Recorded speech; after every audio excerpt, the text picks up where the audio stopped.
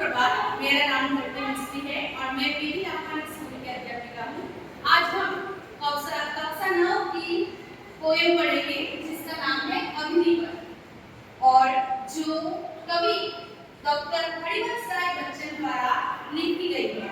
और इस पोएम में हरिवंश राय बच्चन ने हमें कठिन रास्तों पर चलना और उस पर संघर्ष करते हुए कैसे आगे बढ़ना है उसके बारे में बताया है।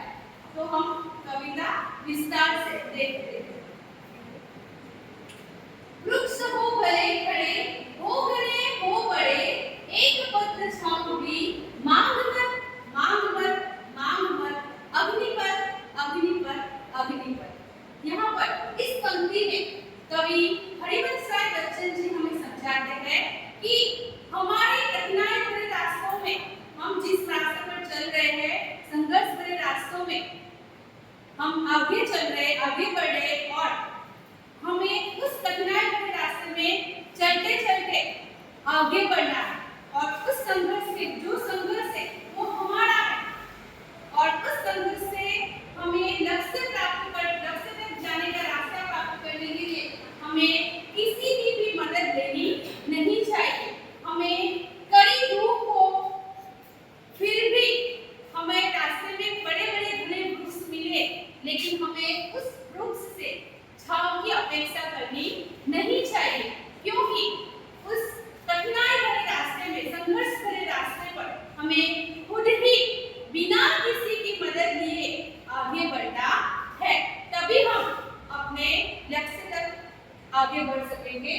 तू न थकेगा कभी, तू न रुकेगा कभी, तू न मुड़ेगा कभी, कर सफर कर सफर कर सफर, अग्निपथ अग्निपथ अग्निपथ। यहाँ पर कवि द्वारा कहा गया है कि संघर्ष भरे रास्ते पर आगे बढ़ने के लिए तुम्हें थकना नहीं है, तुम्हें रुकना नहीं है, नहीं तुम्हें मुड़ना है।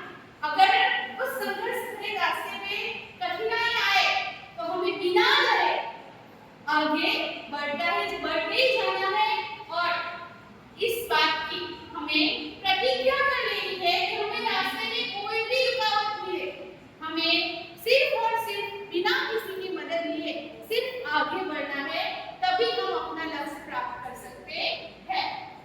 यह महान दृश्य है, चल रहा मनुष्य है, अस्त्र श्वेत दंत से लटपट लटपट लटपट, अग्निपथ अग्निपथ अग्निपथ। यहाँ पर जो कवि है इस पंक्ति में कहना चाहते हैं कि अगर अग्नि से भरे रास्ते पर अगर उसको हमें पार करना है और आगे बढ़ना है तो उसके लिए अगर हमारा खून बहे, अगर हमारे आंसू बहे, अगर हमारे पसीने बहे तो वो जरूरी है, क्योंकि हम कुछ करेंगे तभी हमारा पसीना बहेगा।